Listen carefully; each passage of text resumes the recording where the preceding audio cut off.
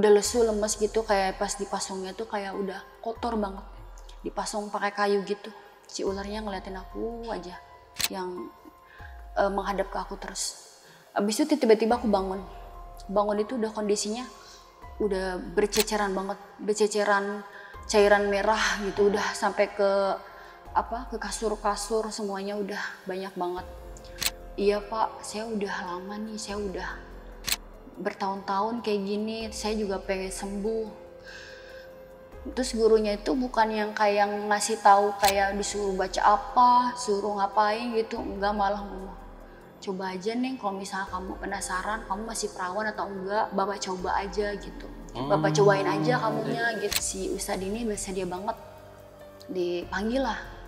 Ada 20-an siswa kayaknya duduk di depan kantor, tapi dipanggil satu-satu ceritain gitu. Terus ada temen aku juga, ternyata dia tuh diajakin ke hotel sama si guru itu.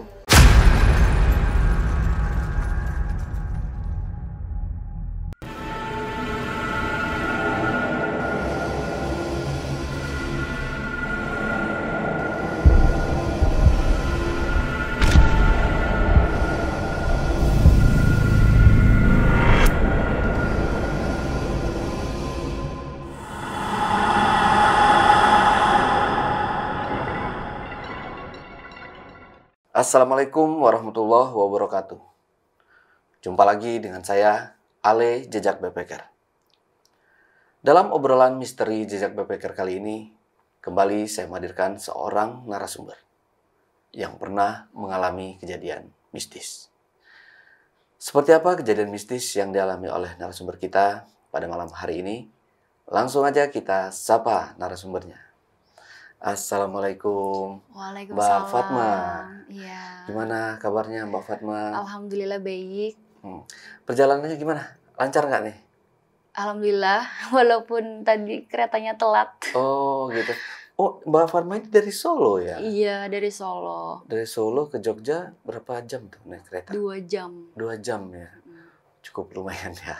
Oke, Mbak Fatma, sekali lagi terima kasih atas kehadirannya di studio Jejak Backpacker, yang dimana sekarang kita ini sedang mengadakan roadcast ya, roadshow podcast yang pada tahun 2025 ini kita mengambil di kota Yogyakarta. Nah, jadi tadi pas masuk ke sini, tadi nanya sama satpam di depan nggak nih ke Jogja Village ya, nanya ya. Terus dikasih unjuk ya. Nah pas masuk itu kita ngelewatin kolam renang gitu. Gimana nih? Spill sedikit Mbak Fatma tentang banget. hotel. Suasananya enak banget. Suasananya sejuk. Terus bagus sih tempatnya. Ya, kayaknya bisa buat kumpul keluarga juga gitu. Iya, bener. Lebar ya tempatnya. Pokoknya buat teman-teman juga yang mau staycation ke Jogja, teman-teman bisa booking Jogja Village ya. Oke, Mbak Fatma, ini Mbak Fatma jadi punya pengalaman horor ya. Ini bisa di-spill sedikit dulu aja. Seperti apa kisah yang mau Mbak Fatma ceritain ini nanti?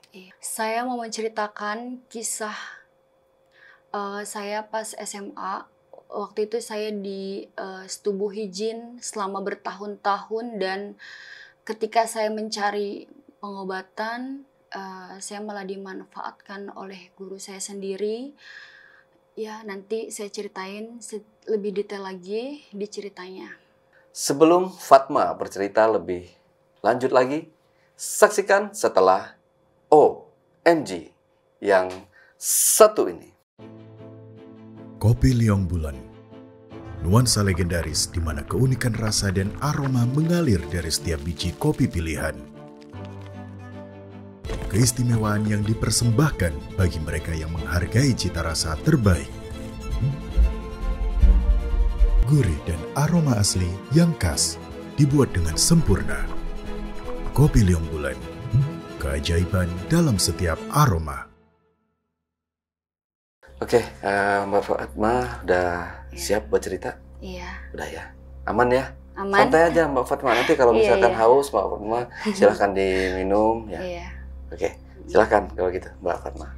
Iya, jadi pertama itu pertama saya digangguin sama jin itu waktu itu di rumah sore-sore. Aku tidur di kamar bapak, di kamar abah itu. Di situ aku tutup pintunya, terus tahu-tahu ada yang megangin badan aku, ada yang buka tali BH aku, jadi kayak kerasa lah ada yang buka kancing gitu. Di situ aku takut kan, jadi kayak apa ini orang tuaku gitu. Aku kayak padahal tuh sadar, jadi aku udah sadar gitu. Apa ini orang tuaku, apa ini adekku, apa ini kakakku gitu. Terus pas aku buka mata nggak ada siapa-siapa. Pas malamnya tuh kejadian lagi. Kalau malamnya tuh pas aku udah tidur, tiba-tiba ada yang ya ngelus-ngelus rambut aku. Pokoknya dia bener-bener kayak menyayangi gitu. Apa sih kayak di peluk-peluk gitu, terus kayak diselimutin. Aku nggak bisa ngeliat wujudnya, cuma ngelihatnya tuh kayak warnanya biru laut gitu. Kayak terang, kan kamarku gelap ya. Itu aku cuma bisa ngeliat itu aja, kayak cahaya terang warnanya biru muda gitu. Ya, ketika aku nanya sama temanku, aku cerita sama temanku waktu itu. Aku nggak berani cerita ke siapa-siapa, itu pun sekali itu aja ceritanya. Aku cerita itu aku ngerasa aku tuh kayak berhubungan sama orang deh gitu. Tapi aku mikirnya itu mimpi ya, apa perempuan juga ngalamin mimpi basah. Tapi aku ngerasa kayak nyata banget gitu loh. Aku ngerasain terus kayak pas bangunnya juga aku ngerasa ada yang itu apa ya, ada yang berubah gitu, ada yang aneh gitu lah. Pokoknya kayak ngerasa, maaf ya, ngerasa enak apa gimana gitu. Ya ngerasa orang kayak abis berhubungan gitu lah. Walaupun aku belum pernah ngerasain ya, tapi aku tau lah mungkin kayak gitu. Terus besokannya sama lagi. Jadi aku kan mikir kalau misalnya emang bukan mimpi pasti lebih dari 3 hari apa 3 hari udah ya. Ternyata itu 40 hari aku terus-terusan mimpi. Tiap malam didatengin. Pokoknya tiap malam tuh didatengin terus. Aku selalu mikir kayak, ini apa aku gila ya? Apa aku kayak ngehayal gitu. Tapi aku sadar banget gitu. Waktu itu lagi ini nih acara bola ya. Jam 2 biasa tuh dulu acara bola kan. Aku nonton bola sampai ketiduran. Itu tuh aku kedenger ada suara bola, terus dia datang. Posisinya dia datang tuh ada suara bola kedengeran di telinga aku. Jadi berarti aku sadar ya, dia datang gitu. Itu dia ngelakuin hal yang biasa sama lakuin gitu. Jadi aku ngerasa, wah ini nyata ini, bukan yang mimpi biasa gitu. Di situ aku masih belum berani cerita ke siapa-siapa, dan aku pun nggak pernah lagi cerita ke temenku lagi tuh. Karena malu ya, aku kayak takutnya nanti dia mikir yang gimana-gimana, nggak percaya apa gimana. Nah, selang berapa tahun, 2 tahun, selang setahun ya. Selang setahun itu masih diganggu. Itu aku minta tolong sama temenku yang lainnya. Ada 2 orang, laki-laki sama perempuan. Di situ tuh dia bilang, temenku, kamu tidur ya, nanti aku ngaji di sini sama dia gitu. Terus pas aku lagi tidur itu, aku disuruh bangun nanti jam 10 ya. Kamu mau bangun jam 10, pokoknya jangan lewat dari jam 10. Aku nggak bisa bangunin kamu, yang bisa bangunin kamu tuh cuma kamu doang gitu. Jadi katanya cuma aku doang yang bisa bangun gitu, nggak bisa dibangunin kalau misalnya soalnya nih aku mau datang, mau bantuin kamu katanya gitu. Terus bener tuh, pas dia ngaji aku ketiduran tiba-tiba, padahal kondisi lagi nggak ngantuk sama sekali. Dia datang, aku di mimpi itu lagi dipasung. Jadi di pasung itu aku bener-bener yang kayak di samping ada jendela, terus di sini ada kayak dapur gitu, ada ruang tamu, tapi aku nggak tahu itu di mana. Di situ banyak banget makanan kayak di piring gitu. Ada ular di situ, ada ular pakai mahkota warna kuning. Iya, jadi si ular itu ngadep ke aku. Si temen aku tuh di situ jadi tikus berdua. Ngobrol mereka tuh. Terusnya si aku pokoknya di situ tuh padahal kejadiannya kayaknya sebentar banget, tapi sejam kata temanku. Aku tidur bangun jam 10. Temanku bilang yang perempuan, ayo makan dulu sini banyak makanan. Terus, ayo ingat kita kesini tuh bukan buat makan, kita buat nolongin teman kita. Tapi di situ aku bisa ngeliatin dia doang. Aku lagi kayak udah lesu, lemes gitu, kayak pas dipasungnya tuh kayak udah kotor banget. Dipasung pakai kayu gitu. Si ularnya ngeliatin aku aja yang menghadap ke aku terus. Abis itu tiba-tiba aku bangun. Bangun itu udah kondisinya udah berceceran banget, berceceran cairan merah gitu, udah sampai ke ke kasur-kasur semuanya udah banyak banget. Terus abis itu juga aku muntah-muntah langsung. Ya, terus teman aku bilang, "Gimana? Udah enakan belum?" Aku bilang udah enakan. Aku pikir udah sembuh ya. Masih aja. Masih malam-malamnya masih diganggu terus.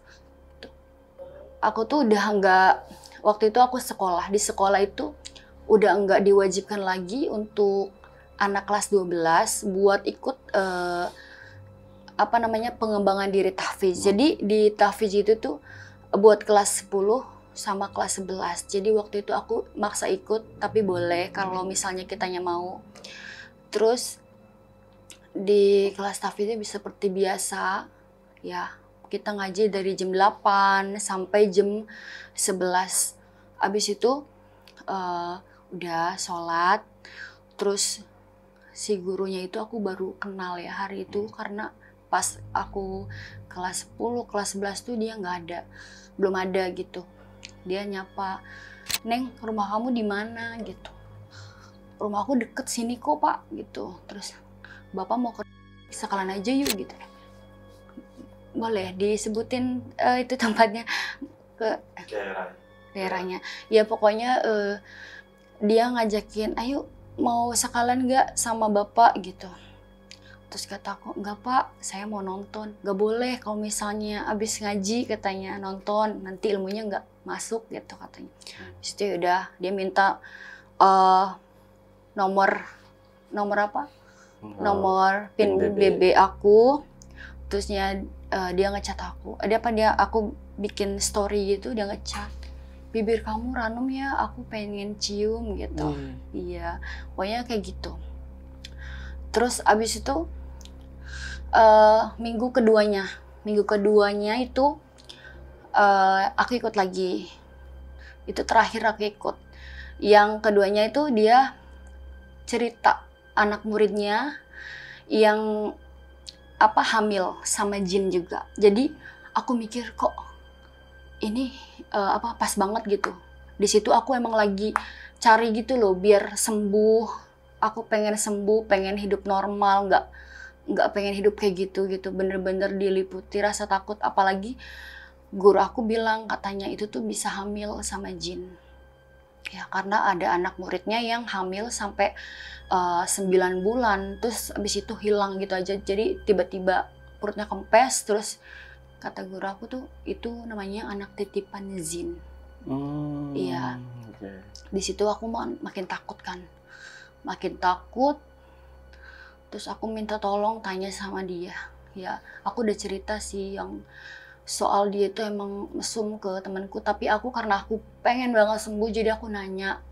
Maksudnya temennya itu anak muridnya tuh apa bisa sembuh apa gimana kan. Aku nanya sama guru aku, "Pak, itu anak muridnya Bapak hamil sama jin beneran?" "Iya." "Kenapa emang Neng? Kamu juga ngalamin kayak gitu?" "Iya Pak, saya udah lama nih, saya udah bertahun-tahun kayak gini, saya juga pengen sembuh." Terus gurunya itu bukan yang kayak ngasih tahu kayak disuruh baca apa, suruh ngapain gitu, enggak, malah ngomong, "Coba aja Neng, kalau misalnya kamu penasaran, kamu masih perawan atau enggak, Bapak coba aja gitu. Bapak cobain aja kamunya gitu." Jadi bapaknya tuh malah mau nyobain katanya, pengen tahu aku tuh masih perawan atau enggak. Terus di situ aku malah takut kan, udah aku blokir ya. Aku blokir, terus aku papasan lagi sama guru itu di sekolah. Papasan lagi, dia nanya, "Kok BB kamu udah ini enggak aktif apa gimana gitu. Terusnya aku bilang, enggak Pak, HP saya rusak. HP saya rusak, saya nggak main lagi BBM gitu. Padahal saya bohong gitu. Terus berapa harinya kemudian, nggak tahu dia ngeliatin saya dari jauh apa gimana ya, aku lagi di Indomaret kan. Terus dia nyamperin, dia bawa HP sama cermin gitu. Ada cermin, ada parfum. Iya, dia ngasih aku, nih HP buat kamu. Nanti kamu buat hubungin aku gitu. Terus kata saya, enggak, saya nggak butuh. Ini ambil aja sama bapak. Yaudah ini, ambil aja gitu. Terus kata aku nggak mau HP-nya. Udah ini aja cerminnya sama parfumnya. Oh ya udah kalau gitu. Karena di situ juga ada anak sekolah kita yang di Indomaret ya, jadinya kayaknya dia takut gitu. Terus ya udah dia pulang akhirnya. Di situ selang 2 minggu kayaknya rame banget tuh. Entah siapa yang speak up ya, ternyata korbannya bukan cuma aku doang. Jadi dia tuh kayak suka chat-chat jorok gitu ke murid-murid. Ya kirain tuh cuma aku doang, ternyata banyak banget. Dan itu tuh emang ini yang ikut kelas tahfiz semua gitu. Pas cariin aku tuh kaget banget sih. Karena kan aku nggak punya masalah apa-apa, kok dipanggil sama guru BK gitu kan. Disamperin sama guru BK. Sini Neng, Bapak mau nanya. Mau ngapain Pak? Sini pokoknya. Nggak mau aku nggak mau kalau dihipnotis gitu. Nggak dihipnotis, Bapak cuma mau nanya doang. Ini, Bapak mau nanya soal si Ustadz ini. Oh iya, saya bersedia Pak kalau ditanya soal si Ustadz ini, bersedia banget.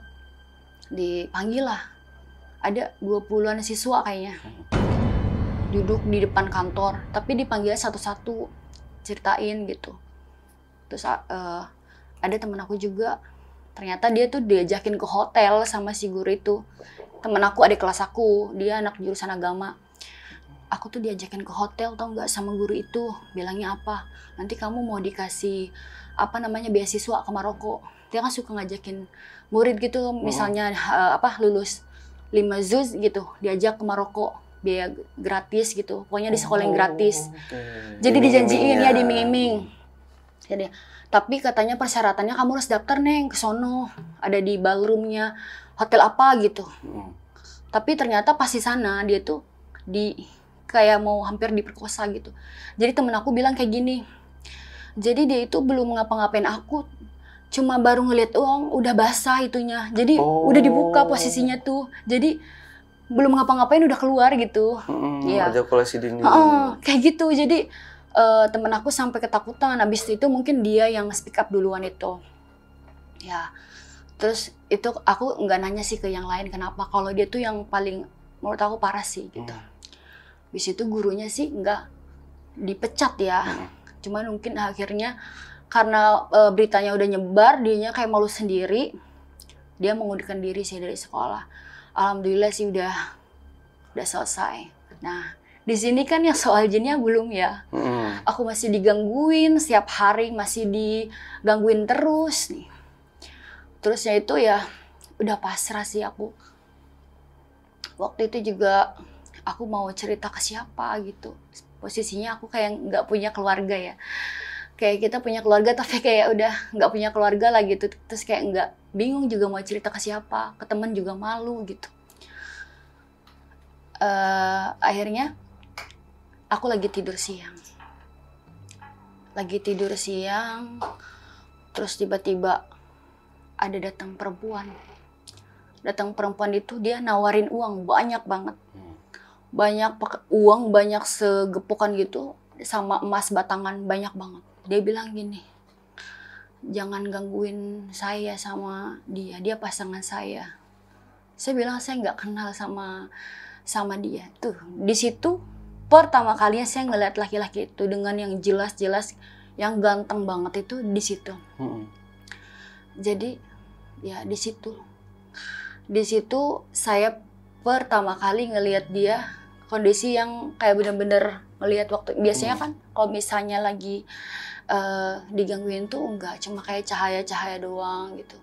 Pas di situ enggak, aku ngelihatnya jelas banget dia ada di samping ngeliatin aku lagi tiduran, terus lagi ngobrol sama si perempuan 2 ini. Kamu jangan gangguin dia lagi, dia punya saya. Ini ambil uang ini.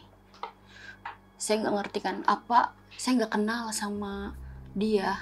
Saya nggak kenal, saya nggak mau juga, ini uangnya nggak mau. Ambil aja. Dan saya bilang, saya nggak mau lagi digangguin. Saya nggak mau lagi disetubuhi lagi, nggak mau lagi, pokoknya diganggu lagi. Tuh, setelah saya ngomong itu, si laki-lakinya itu makin jauh, jadi kan makin kecil, abis itu hilang. Ya, hilang. Alhamdulillah, selama bertahun-tahun udah nggak pernah lagi diganggu, udah nggak pernah lagi digangguin lagi. Tapi setelah itu makin banyak lagi yang gangguin aku. Jadi yang si orang ini yang baik, yang dia kan maksudnya dia kayak gitu, tapi dia dengan maksudnya masih halus-halus gitu.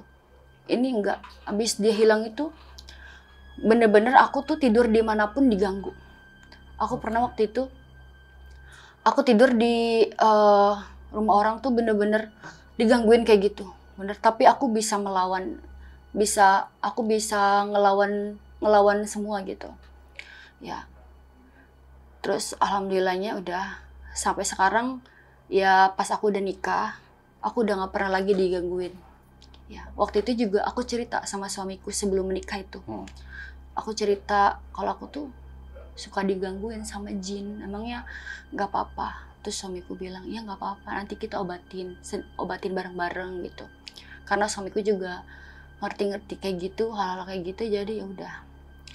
Ya, pokoknya pas udah sama suamiku tuh, ya alhamdulillah nggak pernah diganggu lagi.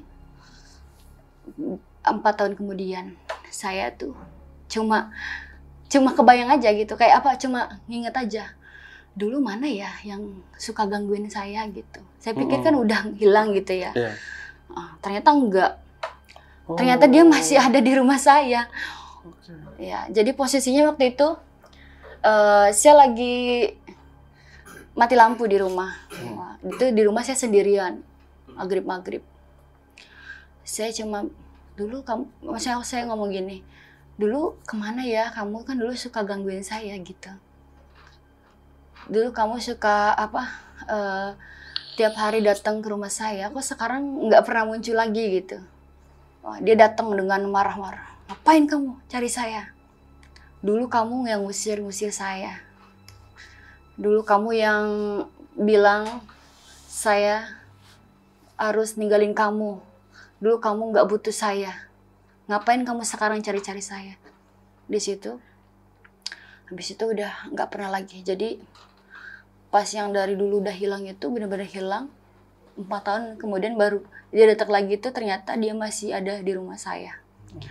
Ya, jadi ternyata kalau jin itu tuh sebenarnya bisa kita sembuhin sendiri gitu. Yang penting kitanya yang niat. Kalau misalnya kitanya nggak niat, walaupun ke ustadz manapun, kalaupun ke ruqyah apapun, nggak bakal bisa kalau kitanya sendiri nggak ikhlas. Ya, soalnya banyak kejadian yang dianya udah ketagihan. Jadi banyak ya, temanku juga bilang, ya sampai sekarang juga ya ada gitu. Aku kan belum punya anak ya. Temanku sampai bilang katanya, apa ini ya gara-gara kamu tuh masih belum ikhlas, apa masih mau gitu sama jin apa gimana? Padahal enggak, udah enggak mau lagi. Udah alhamdulillahnya udah lupa gitu udah. Tapi anehnya diketemuinnya sama orang-orang yang kayak gitu. Ya, jadi diketemuinnya sama orang-orang yang berhubungannya sama jin semua. Iya. Jadi waktu itu pas belum lama ini juga saya keguguran. Ya, pokoknya keguguran karena saya pendarahan sebulan itu. Ya, selalu mimpi ya didatengin sama ular-ular, tapi banyak gitu. Setiap malam di rumah saya itu baunya bau jagung bakar. Pokoknya dari jam 9 sampai jam 3 itu pasti hilang. Jam 3 sampai jam 9 sampai jam 3 tuh hilang. Terus pas pas saya pendarahan itu udah nggak kuat banget, perut sakit banget. Perut sakit. Terus saya pesan Gojek, pesan Grab. Ya. Pesan Grab itu biasanya tuh kalau Grab itu ada jalannya kan. Ini yang nggak biasa dilaluin sama Grab itu malah si abangnya lewat makam. Padahal makam itu jalannya sempit banget dan nggak mungkin diarahin ke situ. Motor aja nggak pernah diarahin ke situ. Anehnya kenapa ini jam 12 malam si abangnya diarahin ke makam. Abangnya nelpon, Mbak, ini emang bener jalannya lewat makam rumahnya? Enggak, bukan, itu mah bukan lewat makam. Terus ada suara halus banget. Ya lurus aja katanya gitu. Aku pikir dia kan sama istrinya ya. Ternyata pas datang sendirian aja. Pak, tadi Bapak bukannya sama istri Bapak ya? Saya dengar Bapak ngobrol sama perempuan, masa di makam ada warga di situ? Saya sendirian. Tapi emang kamu bisa ngeliat ya ada pacar saya? Pacar Bapak? Iya, pacar saya jin. Pacar Bapak jin? Iya. Tapi saya juga belum pernah ngelihatnya katanya gitu. Kalau belum nikah katanya belum bisa ngelihat tuh. Terus saya bilang, kok Bapak bisa pacaran sama jin? Iya. Namanya Kemala. Suaranya halus ya, pokoknya dia kayak seneng banget lah. Soalnya tadi memang gini, teman saya juga nikahnya sama jin. Terus saya dikenalin lah sama jin si Kemala ini, kata gitu. Terusnya bilangin si Kemala suruh nemenin saya gitu, tadi nganter penumpang habis ke Serang, makanya saya takut. Ya udah saya minta ditemenin aja sama si Kemala. Ternyata dia masih ada di sini ya. Saya nggak bisa ngelihat Pak, saya cuma tadi dengar dikirain istri Bapak. Habis itu hawanya panas banget, mobil itu hawanya jadi panas banget. Hawanya jadi panas, ya udah habis itu datang ke rumah sakit. Ke rumah sakit itu udah udah biasa normal lagi. Aku cuma masih bingung aja, ini orang kenapa pacaran sama jin gitu. Ya bukan sekali itu aja ketemu orang-orang yang pacaran sama jin, padahal saya aja mau sembuh gitu dari gangguan-gangguan kayak gitu. Jadi yang saya heran juga ya, yang saya sampai sekarang bertanya-tanya, karena mungkin saya nggak pernah cerita ke ustadz, apa ke kiai gitu, nggak pernah. Kenapa? Dulu saya pernah hampir takut mati banget. Gara-garanya tuh orang banyak banget yang ngeliat saya di jalan, padahal saya di rumah. Jadi waktu itu ada orang yang nyapa saya. Kemarin ditegur diem aja kenapa? Hah, ditegur? Emangnya ngeliat di mana? Kemarin kamu di sono duduk di podium katanya.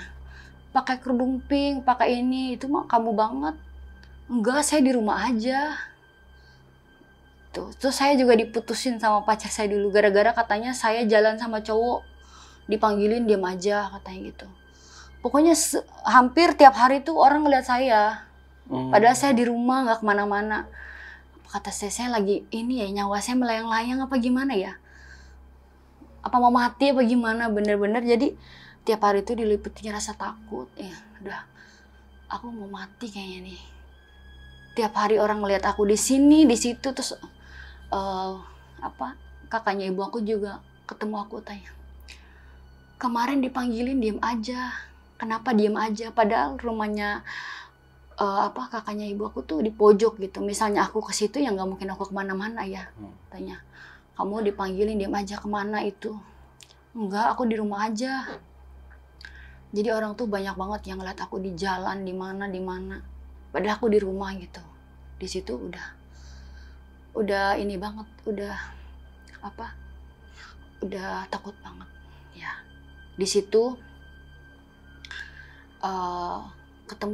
ketemulah aku tuh sama ibu-ibu yang ngikutin aku, kodam aku, yang katanya dia kodam sih, nggak tahu aku juga. Itu juga kata ustadz yang terakhir itu aku juga diajakinnya sama adiknya mama aku. Jadi waktu itu keluarga aku tuh punya riwayat kanker. Adiknya bapakku 2 sakit kanker. Yang 1 udah meninggal, habis itu ponakannya meninggal juga. Lagi itu ketemunya di situ, lagi nangis. Aku lagi nangis di kamar, nggak ngantuk sama sekali. Nggak ngantuk, tiba-tiba si ibunya itu datang sama suaminya. Kayak apa sih, kayak astral projection itu menurut aku. Jadi dia datang sama suaminya sama anaknya. Anaknya nggak ngeliat ke aku, ngadep ke sini. Ibunya ngeraba badan aku semua, dipegang-pegang sampai bawah. Nggak kenapa-napa, kamu sehat gitu. Terus habis itu udah, aku bangun, katanya, iya ibu pamit dulu, katanya gitu. Cantik banget, bajunya putih, hijabnya putih, roknya putih. Ya itu dia. Terus dianterin sama aku ke depan. Ibu pamit dulu ya, katanya, dadah. Habis itu aku langsung bangun. Jadi padahal aku tuh posisinya lagi ngeliat dia dadah masih di depan rumah. Tapi pas itu aku langsung bangun. Astagfirullah, tadi tuh beneran datang atau gimana ya? Tuh.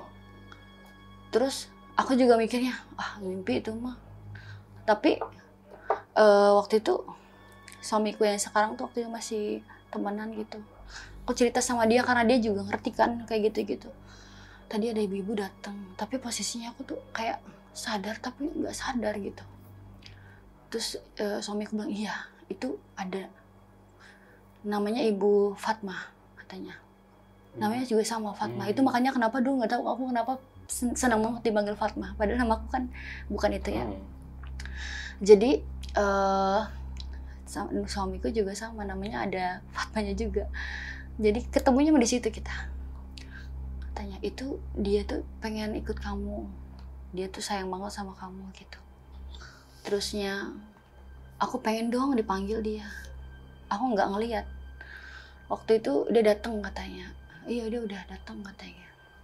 Aku nggak ngeliat, cuma aku berasa kalau dia datang itu kayak ngantuk, kayak nyaman banget gitu, kayak ditidurin gitu. Terus tiba-tiba kakakku buka pintu, langsung teriak dia, gitu. Apaan itu warna putih gitu, pokoknya ketakutan gitu. Apaan itu warna putih, kata gitu, bajunya putih, kerudungnya putih gitu. Pokoknya kakakku ngelihat, padahal aku nggak pernah cerita sama kakakku. Deh, Teteh bisa ngelihat? Iya, aku aja nggak bisa ngeliat deh, itu beneran ada gitu. Soalnya aku kemarin pertama didatengin, tapi aku berasa kayak, ini bener nggak ya? Serem banget, tapi cantik sebenarnya. Cuma kan nggak tahu itu siapa gitu. Ya pokoknya dia datang aja gitu. Tapi ya alhamdulillah setelah dia jagain aku tuh bener-bener nggak pernah digangguin lagi. Nggak pernah digangguin sama makhluk-makhluk yang jahat-jahat lagi, nggak pernah disetubuhin lagi sama jin-jin yang nakal itu. Pokoknya kan setelah yang pertama itu hilang, masih banyak tuh yang gangguin aku. Di mana-mana aku selalu masih disetubuhin, masih digangguin, masih diganggu lah. Setelah kenal dia enggak, dia protektif banget. Pokoknya dia tuh abis itu dia yang bikin aku jengkel banget tuh, dia datengin semua orang. Jadi waktu itu dia datang ke mimpinya, aku jadi waktu itu punya pacar 3. Iya. Suami aku yang sekarang tuh 1, yang 1 orang Kebumen, yang 1 orang Jakarta. Ya. Terus waktu itu dia datang ke yang Kebumen dulu. Katanya, aku mimpi ibu-ibu datang. Tapi dia mimpinya itu pakai baju adat Jawa. Itu ibu kamu kali ya, katanya. Dia bilang, maafin dia ya. Dia itu orangnya baik. Tapi misal nanti nyakitin kamu, saya minta maaf. Pokoknya dia minta maaf gitu. Kalau misalnya, emang saya udah niat tuh, saya mau ninggalin mereka berdua. Saya mau nikah, diem-diem gitu.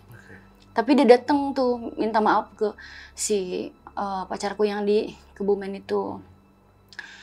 Terus dia ngomong, kamu ini ya, kamu mau jahatin saya ya? Kamu mau nyakitin saya ya? Terus saya juga sama, saya datang ke ustadz saya. Wah, ini perempuan kok bisa ya gitu, kok bisa dia tuh kayaknya indigo gitu. Ustadznya itu bilang ke si cowoknya itu, saya indigo gitu.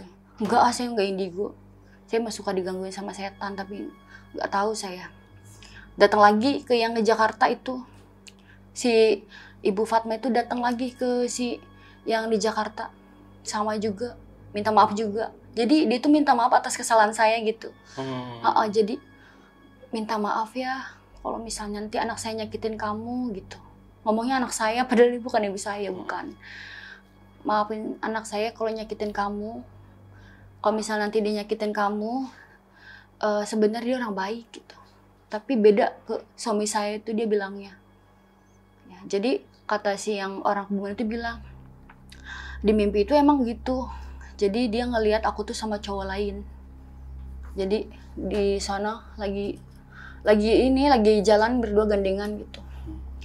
Terus kalau ke suami saya bilang gini, jagain anak saya percaya sama kamu, cuma kamu doang yang bisa jagain dia gitu, cuma kamu doang yang bisa sabar gitu. Terus iya, suami saya bilang iya, saya jagain saya itu. Terus yang bikin saya sampai ke Ustadz itu, adiknya mama saya disamperin, kan saya waktu itu lulus SMA udah kerja di konveksi. Ya, kerja di konveksi, saya diajak adanya mama tuh.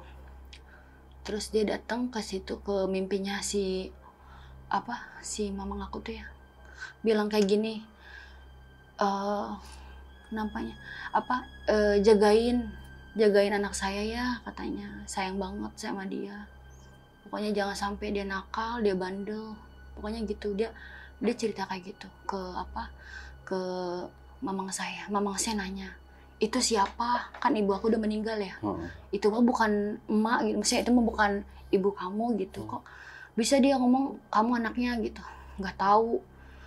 Itu sampai gara-gara dia gitu, aku tuh sampai diputusin sama pacar aku gitu. Aku cerita kayak gitu kan. Kamu tuh siapa? Udah yuk ikut aja sama mamang, sono ke Ustadz Asep katanya gitu. Diajak ke Ustadz Asep itu, ya datang ke sana, ditanya, kenapa Neng? Nggak bos, nggak apa, saya tuh suka digangguin sama ibu-ibu. Dia sih katanya sayang sama saya, tapi dia tuh sampai kayak datang ke siapa aja ngeganggu gitu. Saya sampai pusing, sampai saya banyak masalah nih gara-gara dia gitu. Terus bilang, dia dipegang leher saya. Itu saya sampai kayak kesemutan sebadan-badan. Jadi dari badan sampai bawah itu saya sampai kayak dikerumungin semut, badannya tuh kayak semut semua.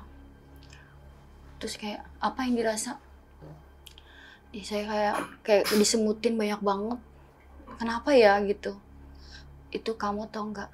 Kamu tuh, padahal saya ini ya belum kayak cerita-cerita kayak gimana-gimana. Wah, dia cantik banget orangnya itu.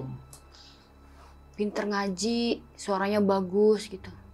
Bagus, dia itu sebenarnya sayang sama kamu, baik. Gak apa-apa, jangan dibuang, kata gitu. Jangan dibuang. Nah, malamnya aku cerita sama teman. Dia juga ngerti tuh soal-soal gitu, ya. Bukan orang Sunda dia, yang jelas. Aku cerita, ini aku diganggu sama nggak tahu jin perempuan. Ini dia kok ini ya ngeganggu banget, saya sampai pusing ini, sampai kemana-mana, sampai 4 orang didatengin mimpinya gitu. Terus temanku diem aja ngomong gini, mamanya Nok gitu, sayang kan Nok, nggak mau Nok tuh bandel, nggak mau kamu pergaulannya nggak baik gitu. Temen aku sampai habis itu astagfirullah, itu bukan saya, itu dia datang. Aku nggak bisa bahasa Sunda, pokoknya pakai bahasa Sunda lah. Terus kayak ya artinya gitulah, dia tuh sayang banget sama aku gitu katanya, nggak mau aku tuh sampai bandel. Aku tuh kan dulu bandel banget, kayak mungkin gara-gara broken home ya udah out-outan lah gitu. Udah aku dulu sekolah biaya sendiri, jadi ngerasa tuh hidup kayak udah sendiri aja gitu. Jadi bener-bener kayak nggak bisa diatur, udah terserah saya biaya sendiri, hidup sendiri, bener-bener ngerasa udah kalau udah nggak ada orang tua perempuan itu udah hancur banget, udah kayak punya saudara juga kayak nggak punya saudara gitu. Terus ya alhamdulillah si ibu-ibu itu bilang kayak gini, nanti kalau kamu udah nikah, kamu udah punya suami, ibu mah nggak akan gangguin lagi, ibu mah cuma jagain kamu doang gitu. Bandel lagi aku itu, setiap aku bandel, misal aku kayak nakal lagi, dia datang ke suami saya tuh yang sekarang masih jadi pacar saya dulu, kamu ngapain sih gitu, kamu ngelakuin apa gitu, kenapa emang? Tahu nggak Ibu Fatma yang datang biasanya pakai baju rapih, putih, bersih, ini compang-camping, bajunya kayak aut-autan. Jadi yang ngejagain aku tuh kalau aku bandel tuh dia jadi ancur-ancuran, kayak bajunya kayak gembel gitu. Katanya, kamu ngapain, pasti kamu berbuat salah gitu. Terus habis itu nggak lama dia pulang dari Amerika, 5 hari aku nikah. Habis itu alhamdulillah udah nggak pernah digangguin lagi sama siapapun, alhamdulillah. Cuma yang paling digangguin juga kayak anak kecil, udah gitu aja. Jadi sekarang tuh udah yang kayak jin gitu, udah nggak yang bisa macem-macemin badan aku, udah nggak bisa. Paling kayak anak kecil yang kayak gangguin tidur, megangin rambut, udah gitu-gitu aja. Oh, gangguan-gangguan kecil. Iya, aja. gangguan-gangguan kecil yang buat aku ya sebenarnya nggak ganggu sih. Ya udah, kadang cuma lagi ngantuk. Jadi keganggunya gara-gara ya lagi ngantuk terus pengen tidur aja gitu. Ya. Tapi sewaktu ini kita ulas yang dari awal ya, Mbak Fat. Sewaktu Mbak bersetubuh dengan jin ya, emang dari awal jin itu datang itu seperti apa sih sebenarnya? Dia mungkin kalau yang di cerita-cerita lain kan ada mereka yang langsung menikah ya, menikah dengan jin, mungkin menikah secara gaib. Nah, dengan Mbak Fatma sendiri ini seperti apa itu? Kalau aku nggak tahu ya, dia cuma datang terus kayak memperlakukan aku layaknya istrinya gitu, kayak ngelus-ngelus rambut, badan aku. Jadi dia tuh nggak selalunya datang buat berhubungan badan aja, kayak cuma berbahan di samping aku, kayak tiduran sambil nyelimutin badan aku gitu. Jadi nggak setiap saat kayak gitu. Jadi dia cuma kayak nemenin aku gitu. Ya. Jadi kayak apa ya, ngelindungin aku. Mungkin dia juga sama ngejaga aku. Soalnya pas dia hilang itu, yang jahat itu bener-bener datangnya yang barbar banget, yang kayak bener-bener cuma mau menyetubuhi doang gitu. Habis itu kayak iya bener-bener gitu doang. Saya sakit banget gitu, kayak apa namanya,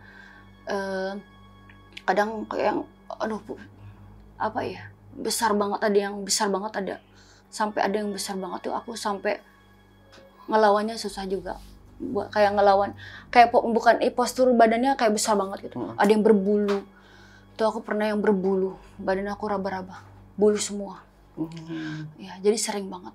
Oh, itu kepegang, tapi jadi kita kalau misalnya dalam alam bawah sadar itu kita bisa tahu kayak ini tangannya apa, ini kepalanya gitu, kita ngeraba gitu. Aku ngeraba. Iya. Nah, taunya Mbak Fatma ini disetubuhi sama jin, itu taunya dari mana? Ya, kita ngerasain, kita kayak yang ngelakuin. Ada sesuatu yang masuk. Iya, terus kayak maaf ya, boleh disebutin ya, setiap bangun tuh kayak kita kayak basah gitu. Oh. Iya. Jadi keluar cairan gitu ya. keluar cairan gitu. Kayak kitanya kayak enak gitu. Ya maaf ya, kitanya ngerasain enak juga gitu. Bahkan aku ngerasa ya emang enak gitu, beneran. Kita kadang-kadang ya, aku juga kadang-kadang dulu ya waktu awal-awal tuh pernah ngerasa ketagihan juga dulu pas SMA itu. Jadi kayak kalau misal dia nggak datang itu kita nyariin gitu, kayak biasa dia ngelus-ngelus kepala aku, biasa dia kayak selimutin aku. Kadang kita kalau dia nggak datang tuh kita, kamu kemana gitu, terus tiba-tiba dia datang kayak gitu. Jadi kitanya kadang tuh ya, tapi pas yang di posisi aku tuh udah kayak ikhlas dia udah pergi tuh, ya dia pergi juga. Jadi tuh kalau makhluk-makhluk kayak gitu misalnya emang kitanya yang udah nggak mau sama dia juga nggak maksa. Oh. Iya. Oke. Nah, setelah ini ya udah di ruqyah akhirnya cari pengobatan Iya. Mbak Fatma.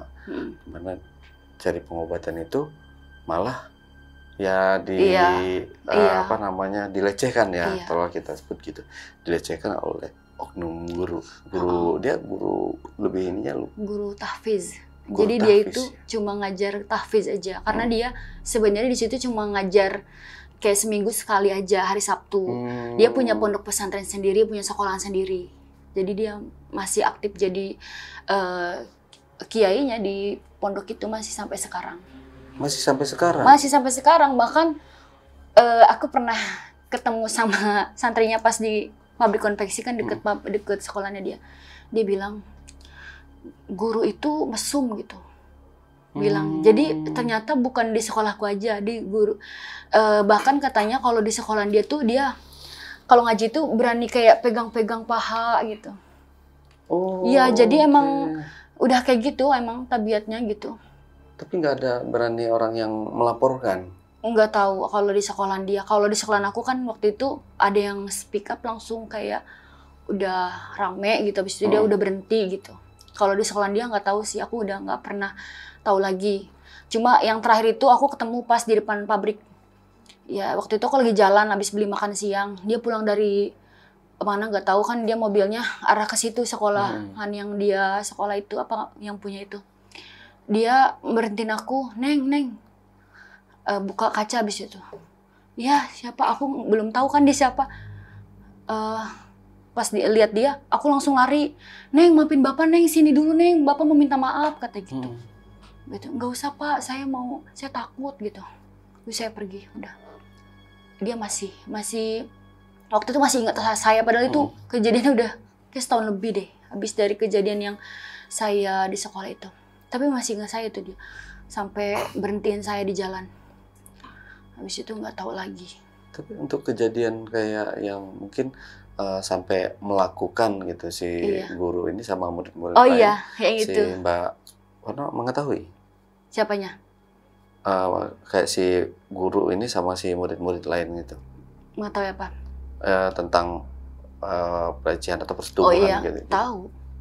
Itu yang temen aku yang katanya diajak ke hotel terus baru dia buka celananya langsung keluar itu. Itu dia ceritain sama guru. Oh makanya dipanggil, itu salah satunya. Iya. Mungkin yang lain-lainnya maksud saya ada nggak?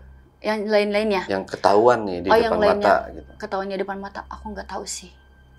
Karena dia kan emang ke sekolah tuh cuma seminggu sekali, hari Sabtu doang. Tapi kan kalau misalkan diurut atau kita cari tahu lebih luas lagi, yang ditakutkan ini pasti banyak banget korban-korbannya nih. Waktu di sekolah saya itu ada 20 dan aku tuh cerita itu yang dia diajak ke hotel sampai yang katanya ejakulasi dini itu ya. Itu cuma satu orang. Aku yang deket sama dia. Yang lainnya kan aku nggak berani nanya ya kalau misalnya aku nggak terlalu deket kan. Aku lagi ngantri giliran ditanya-tanya itu sama guru, nanya ke dia itu soal itu aja. Tapi yang lain aku nggak berani nanya sih karena emang nggak terlalu, mungkin ada yang lebih parah sih. Cuma waktu itu gurunya bilang udah nggak usah cerita dulu ke orang tuanya ya, kita bisa selesaiin ini gitu. Gurunya bilang gitu. Aku juga nggak nyalain gurunya sih, mungkin gurunya juga gimana ya, nggak enak apa gimana sama guru yang itu apa ustadznya itu. Tapi bilang gini, tapi bilangnya yang saya kecewa itu kayak gini, kita semua udah cerita. Gurunya bilang, tapi saya nggak percaya, maaf ya. Jadi gurunya itu nggak mau percaya. Dengan dia yang hafal 30 juz Quran gitu. Saya nggak percaya dia bisa ngelakuin kayak gitu. Oh ya udah Pak, nggak apa-apa, saya cuma ceritain seapa adanya aja. Nggak mau dilebih-lebihkan atau dikurang-kurangkan, nggak mau. Ya, harus diberantas sih seperti itu. Iya. Kita harus mungkin ya mudah-mudahan ya ada siswa yang berani speak up untuk melaporkan si Ustadz Cabul ini. Iya bener. Waktu itu juga dia pernah ngajak nikah saya. Di Facebook dia ngechat saya gini, Neng, Bapak tuh sebenarnya nggak kaya Neng, yang kaya itu istri Bapak. Misalnya Bapak udah cerai sama istri, Bapak susah, kamu mau nggak sih sama Bapak? Masih pede kayak gitu. nggak mau, nggak lo ada duit juga nggak mau kan? Iya, saya aja bapak ada duit, apa bapak ngasih saya HP waktu itu saya nggak mau, saya takut. Iya, dia bilang kayak gitu. Ya, habis itu saya blokir. Jadi dia kayak gitu emang pede, dia ngerasa ganteng gitu. Ya, mukanya lumayan sih, tapi kan kita takut ya sama apalagi bapak-bapak kayak gitu modelannya. Oke. Bener-bener. Oke, Mbak Fatma, dari sini ada yang mau ditambahkan lagi nggak nih kira-kira? Atau mungkin ada pesan yang mau disampaikan ke penonton, silahkan kalau ada. Buat yang nonton ya, kalau misal kalian diganggu sama jin yang kayak gitu ya, sebenarnya tuh intinya di kita sih, kitanya yang mau ngelepasin gitu. Kalau kitanya sendiri yang masih kayak pengen digangguin, apa masih itu nggak bakal, misalnya kalian udah ke ustadz kemanapun, intinya kalian bilang aja baik-baik. Dia juga mungkin masih lebih mikir, kadang jin kayak gitu lebih punya otak daripada manusia sih. Dia diusir ya udah pergi gitu, dia dipanggil ya dateng gitu. Aku gitu sih yang aku rasain gitu. Jadi buat aku, kalian kalau misalnya emang punya masalah yang sama-sama aku gitu, kalian cerita aja lah sama orang tua, jangan kayak aku dulu. Ya, jadi sebenarnya aku tuh berlarut-larutnya itu ya, itu gara-gara aku tuh nggak punya teman yang buat cerita. Ya, yang penting cerita sama orang tua atau teman terdekat lah. Jangan disimpan sendiri. Oke, Mbak Fatma, terima kasih buat waktunya. Oke, JPKers, itu tadi obrolan misteri jejak backpacker bersama narasumber kita, Mbak Fatma. Jangan lupa untuk selalu support channel YouTube Jejak Backpacker dan channel YouTube Ale Jejak Backpacker. Buat teman-teman juga yang punya pengalaman menarik dan ingin bercerita langsung di studio Jejak Backpacker, teman-teman dapat menghubungi admin melalui nomor WhatsApp di 0858 47000 683 atau di 0852 1234 5683. Wassalamualaikum warahmatullahi wabarakatuh. Oke, Mbak Fatma, terima kasih buat waktunya, juga buat ceritanya. Silakan diminum, Mbak Fatma, kayaknya haus banget nih ceritanya, panjang ceritanya. Sampai jumpa.